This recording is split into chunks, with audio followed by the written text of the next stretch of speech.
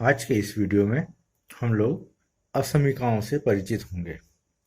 असमीकाएं हमारे दैनिक जीवन में अनेक जगह प्रकट होती हैं। जैसे उदाहरण के रूप में आप 50 रुपये लेकर के मार्केट गए और आपको कोई कॉपी खरीद करके लाना है और मान लीजिए कि एक कॉपी की कीमत 12 रुपये है, 12 रुपीज़, और आपको 50 रुपये के भीतर ही कापियाँ लाना है। तो इसको यदि हम गणितीय रूप में माने कि हमें कितनी कापियां लाना है, तो वैसी स्थिति में हम जो समीकरण बनाएंगे वो इस तरह की होगी कि माना x कापियां लाना है और एक कापी का मूल्य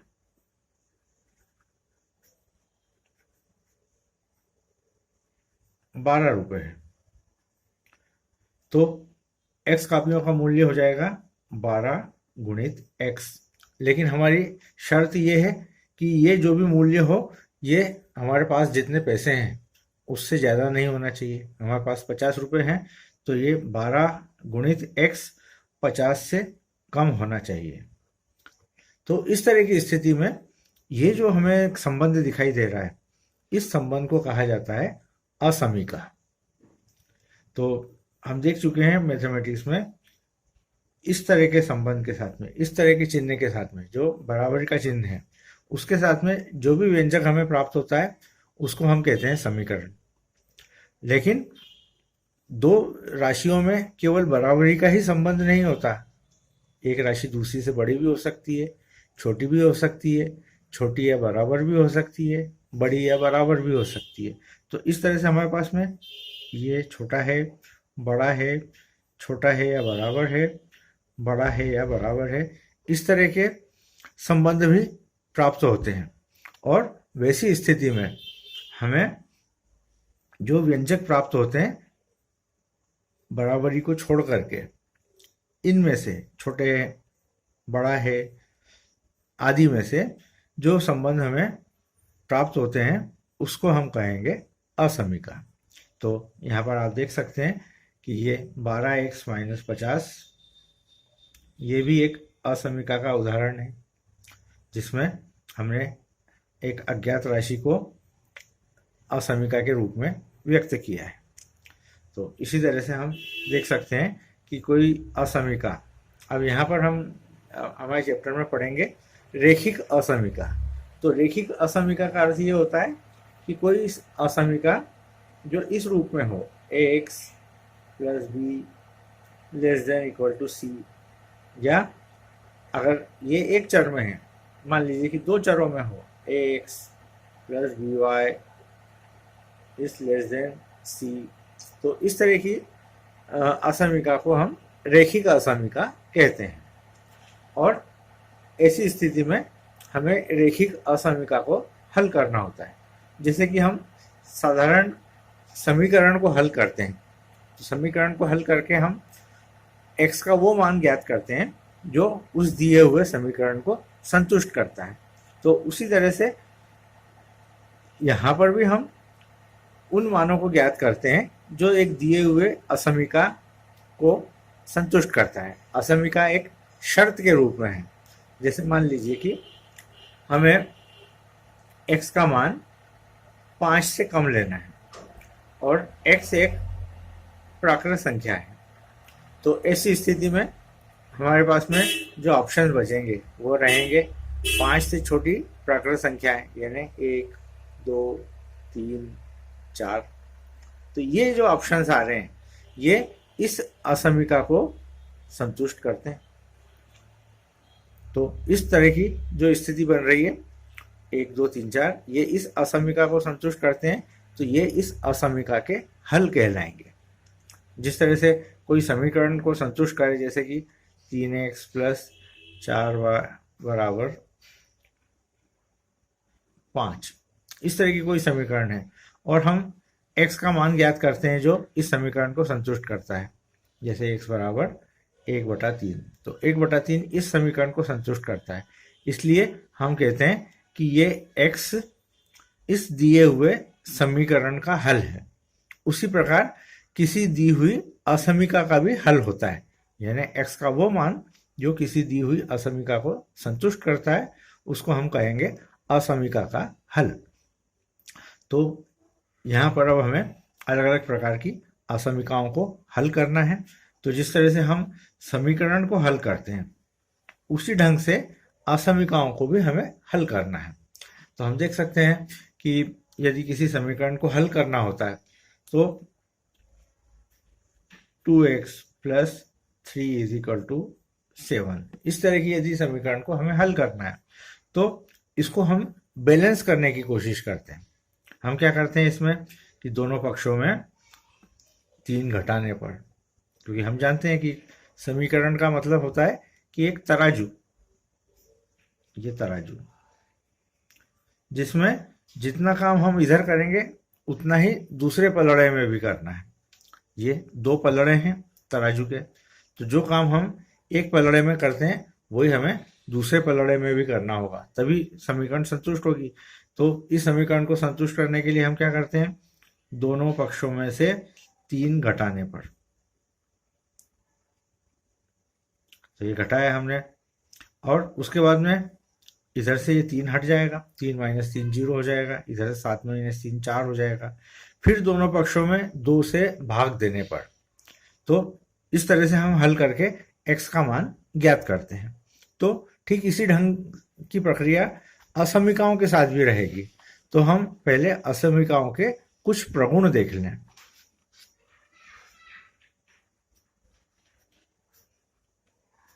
मान लीजिए कि एक प्रगुण हम देख रहे हैं कि a यदि b से छोटा है, ये संबंध है।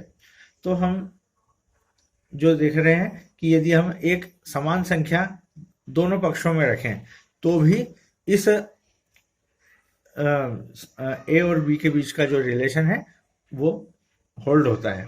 जैसे कि ए और में सी जोड़ दिया और बी में भी सी जोड़ दिया, तो भी हम देख रहे हैं कि ए प्लस सी बी प्लस सी से छोटा है।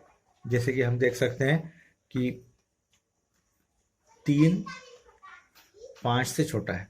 अब यदि दोनों पक्षों में हमने 4 जोड़ दिया, 3 प्लस 4 और इधर 5 प्लस 4, तो आप पाएंगे 3 और 4 7, 5 और 9 14। तो हम देख रहे हैं कि ये 7 ये भी छोटा है। तो इस तरह से यदि एक प्लस सी जोड़ दोनों पक्षों में जोड़ें तो भी उस असमीका में कोई अंतर नहीं आता है।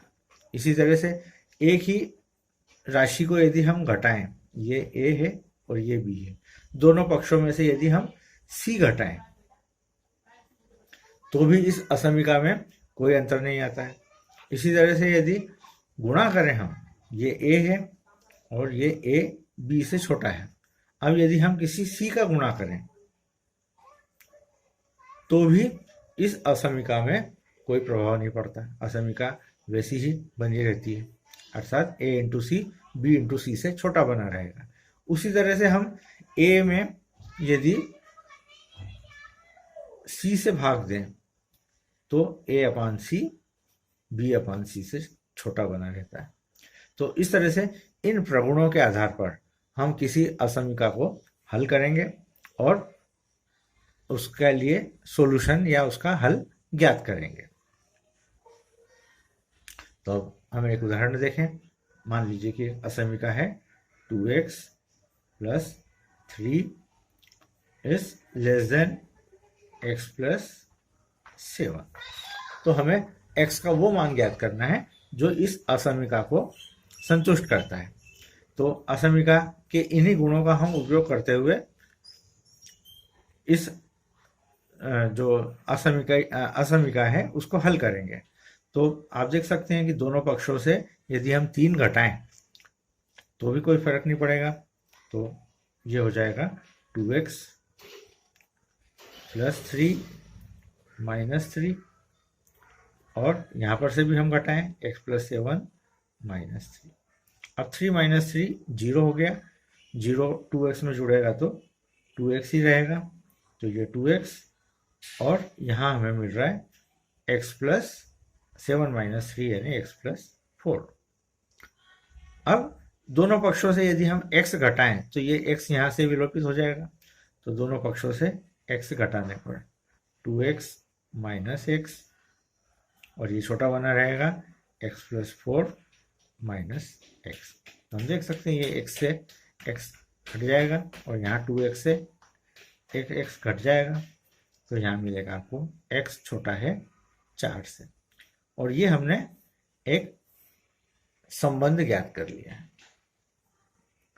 तो इस तरह से हम किसी भी असमीका को हल कर सकते हैं। और दूसरा उदाहरण देख सकते हैं हम, 2x प्लस 3 बड़ा है 7/4 से। अब इस असमीका को हल करना है। तो जिस ढंग से हमने देखा है यहाँ पर कि दोनों पक्षों में यदि हम घटा दें, तो आप देख सकते हैं कि जिस तरह से हम समीकरण में पक्षांतर करते थे, उसी तरह से यहाँ पर भी पक्षांतर हो रहा है। तो अगले स्टेप में हम इसको ऐसा भी लिख सकते हैं, 2x, ये +3 इधर जाएगा तो उधर माइनस हो जाएगा। और माइनस होने के पीछे कारण यही है कि हम दोनों पक्षों में -3 घटा रहे हैं। तो ये हमने घटा दिया, तो ये कुछ भी नहीं बचा, और इधर बच रहा है 7/4 -3। ये स्टेप आपको समझ में आ गई होगी। अगले स्टेप में इसको हम हल कर लें। 2x बड़ा है, अब यहाँ पे हम एलसीएम ले लें 4, तो 7 -12, या इसको हम ऐसा लिख सकते हैं, 2x बड़ा है, 7 में से 12 गए तो -5/4 से। अब चूंकि हमें x का मान निकालना है, तो दोनों पक्षों में 1/2 का गुणा करने पर, तो ये हो जाएगा 1/2 गुणित 2x, और ये 1/2 गुणित -5/4। और इसको हम हल कर सकते हैं, तो ये हो जाएगा 1/2 से x कैंसिल हो गया, 2 से 2 कैंसिल हो गया x, और ये हमें मिल रहा है -5/8। तो इस तरह से हमने इस दी हुई असमीका को हल करके ये इसका सॉल्यूशन ज्ञात कर लिया। तो इस ढंग से हम किसी भी असमीका को हल कर सकते हैं और उसको सॉल्व करके x का संबंध ज्ञात कर सकते हैं। तो अब इसी ढंग से हम और प्रश्नों को देखें।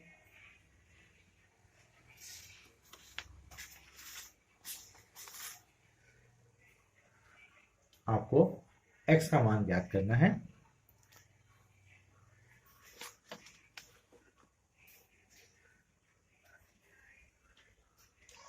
(2x - 5/2)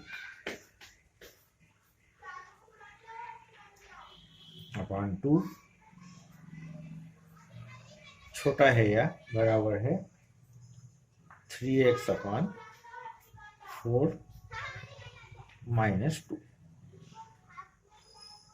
अब इसको हल करके x का मान ज्ञात करना है। तो हम देख सकते हैं कि जिस तरह से हम समीकरण को हल करते हैं, उसी ढंग से इसको भी हल करना होगा। तो इसके लिए इस साइड में, राइट हैंड साइड में, हमें 4 से गुणा करना होगा, या एलसीएम लेंगे हम।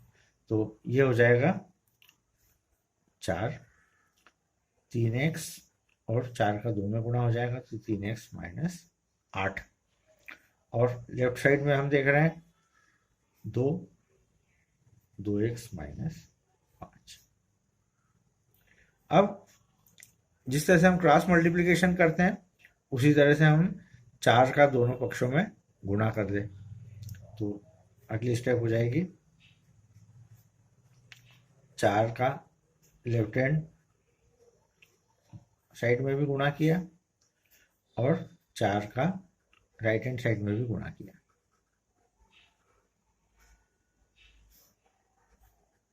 आप देख सकते हैं 4 से 4 कट जाएगा, और इधर 2 से ये 4 कट जाएगा, और हमें 2 प्राप्त होगा।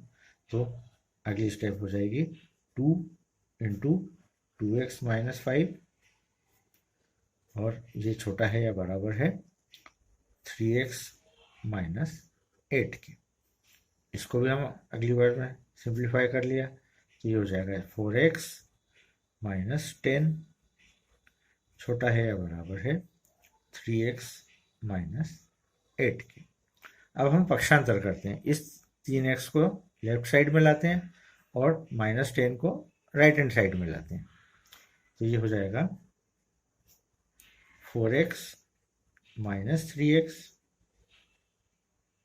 और ये हो जाएगा less than or equal to, अब ये माइनस 8 है और इधर से माइनस 10 को इस तरफ लाए तो ये प्लस 10 हो गया और इसको जब हमने हल किया तो ये 4x माइनस 3x x और minus 8 plus 10 2,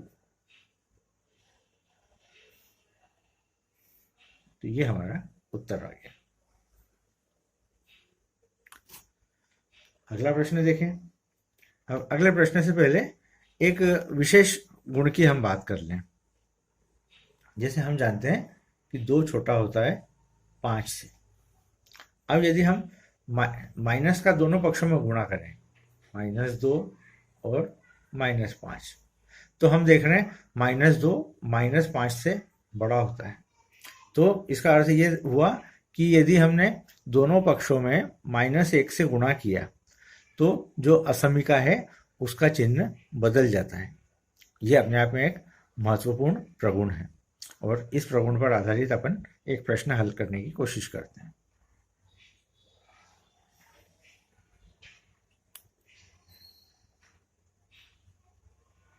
five minus x upon 3 is less than equal to 2 plus x upon 4। इसको हमें हल करना है और दोनों पक्षों में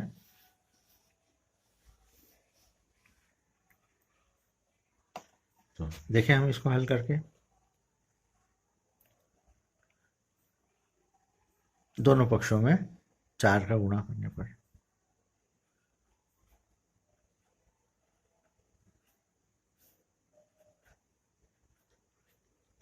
4 गुणित 2 प्लस एक्स अपॉन 4।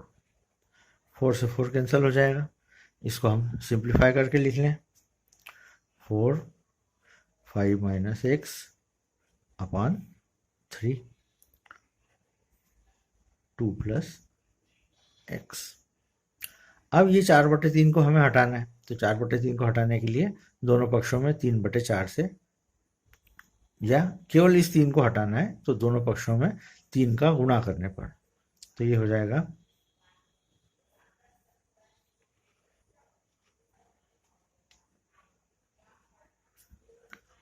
3 गुणित 4 गुणित 5 माइनस एक्स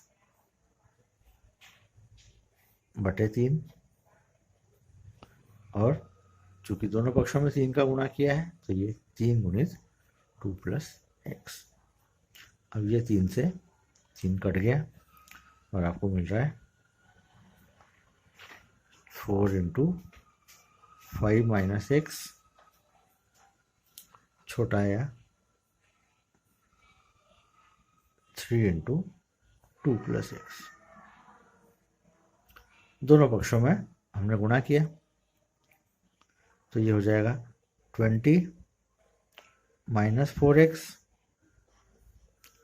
छोटा है या बराबर है 6 प्लस 3x।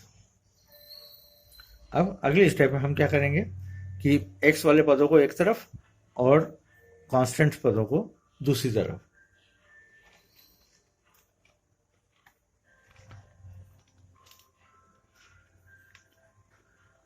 तो इस प्लस 3x को इधर लाएंगे तो ये हो जाएगा -3x माइनस 4x और ये +6 और ये 20 को इधर ला रहे हैं तो ये -20।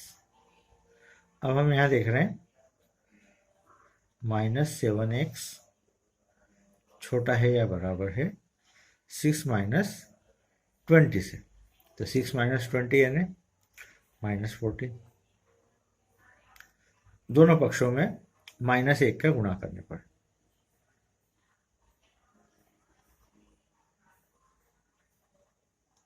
और -1 का हम गुणा करेंगे तो ये -1 इंटू -7x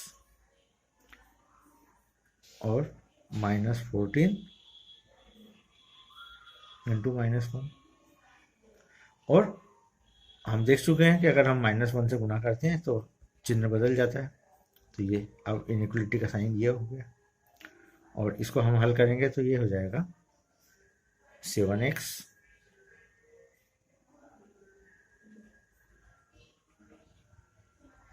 प्लस 14 या x बड़ा है 2 से। तो इस तरह से हमने इस समीकरण को हल करके x का मान ज्ञात कर लिया। अब ये एक असमीका है, लेकिन इसको हल करने का जो तरीका है वो समीकरण के समान ही है। तो हम लोगों ने आज असमीकाओं को हल करने का प्रयास किया है। अब कुछ प्रश्न आप लोगों के प्रैक्टिस के लिए।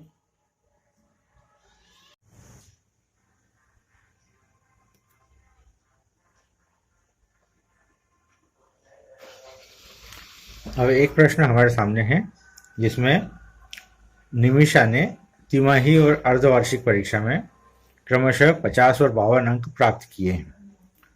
वह न्यूनतम अंक ज्ञात कीजिए जिसे वह वार्षिक परीक्षा में प्राप्त कर 60 अंक का न्यूनतम औसत प्राप्त कर सके।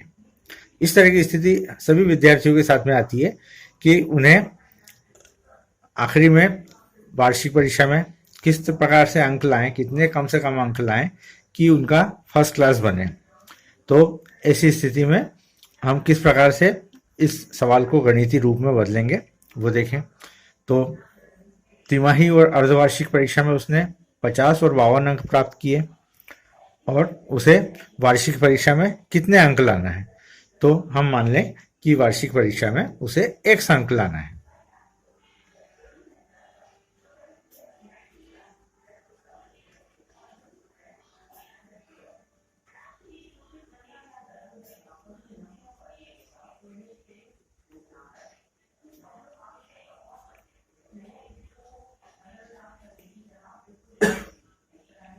तो x अंक यानी तीनों जुड़े जाएं यदि 50 प्लस 52 प्लस x, और इसका यदि हम औसत निकालें तो औसत निकालने के लिए 3 से भाग देना पड़ेगा।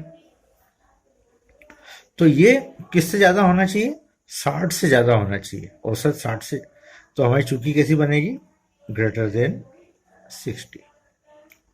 अब इस सवाल को हमें हल करना है। तो 50 और 52 102 प्लस x बटा 3 बड़ा होगा 60 से। और दोनों पक्षों में यदि हम 3 से गुणा करें तो 102 प्लस x बड़ा होगा 3 गुणित 60 से।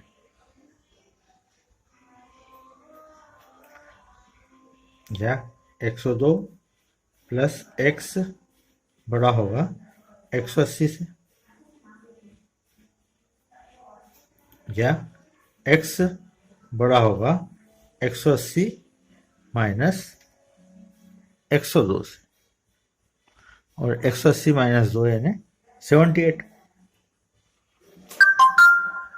तो इसका मतलब हुआ कि x का मान 78 से अधिक प्राप्त हो, अर्थात यदि वो 78 नंबर से ज़्यादा प्राप्त करे तब जाकर के उसके तीनों अंक तिमाही, अर्धवार्षिक और वार्षिक जोड़ करके उसका प्रतिशत जो बनेगा वो 60 से अधिक बनेगा।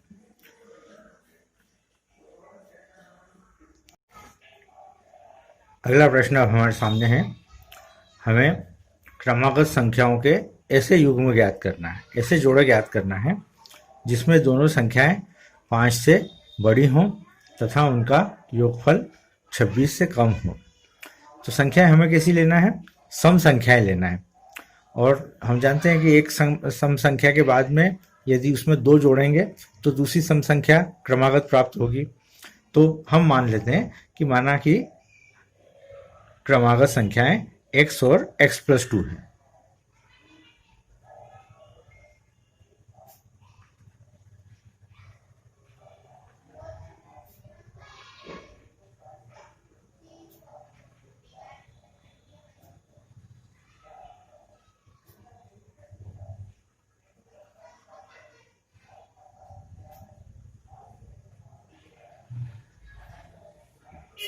अब हम पहली शर्त देखें कि जिसमें दोनों संख्याएं 5 से बड़ी हो। तो ये वाली संख्या तो इससे बड़ी है, यानी जो सबसे छोटी संख्या है इनमें वो भी 5 से बड़ी होना चाहिए। तो चूंकि संख्या 5 से बड़ी है,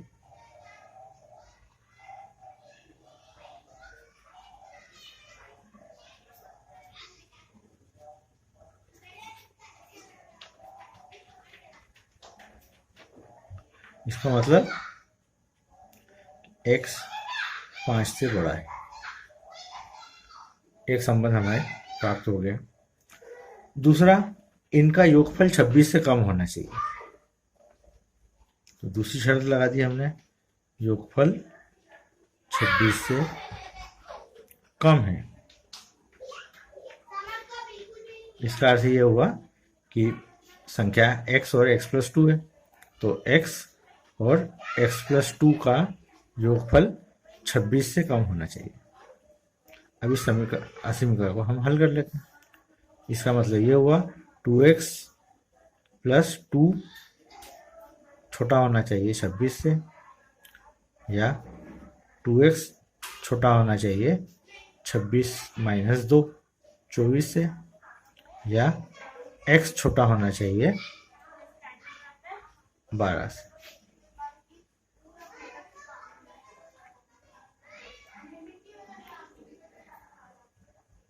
या x+2 भी 12 से छोटा होना चाहिए। अब इन आधार पर हम देख रहे हैं कि संख्या 5 और 12 के बीच में स्थित है, 5 से बड़ी है। अब चूंकि संख्याएं हमें इस तरह से लेना है कि उनका योगफल 26 से कम हो, तो अब हम संख्याएं 5 और 12 के बीच में देखते हैं। तो अगर हम 6 और 8 लेते हैं, एक संख्या तो हमें दिख रही है 6, दूसरी दिख रही है 8, तो हमारा आंसर क्या हो जाएगा 6 8। हम देख सकते हैं कि दोनों संख्या 5 से बड़ी हैं और इनका योगफल 26 से कम है। फिर दूसरी क्रमागत संख्या ले सकते हैं 8 10, तो हम देख सकते हैं दोनों संख्या 5 से बड़ी हैं और इनका योगफल 26 से कम है। फिर अगली संख्या हम ले सकते हैं 10 और 12, दोनों संख्याओं का योगफल 26 से कम है, लेकिन यदि हम इसके बाद में लेंगे संख्या तो वो 26 के बराबर हो जाएगी। तो इस स्थिति में केवल ये 3 पेयर हमें प्राप्त हो रहे हैं, 6 8 8 10 और 10 12, जो इन दिए हुए शर्तों का पालन करते हैं। तो इस तरह से हमने किसी भी समस्या को गणितीय रूप में बदला, और गणितीय रूप में बदलने पर हमने पाया कि हमें असमीकाएं प्राप्त हो रही है, और उन असमीकाओं के आधार पर हमने हमारा उत्तर ढूंढा। तो इस तरह से अन्य प्रश्नों को भी आप स्वयं हल करके देख सकते हैं। तो आज के वीडियो के लिए इतना ही। धन्यवाद।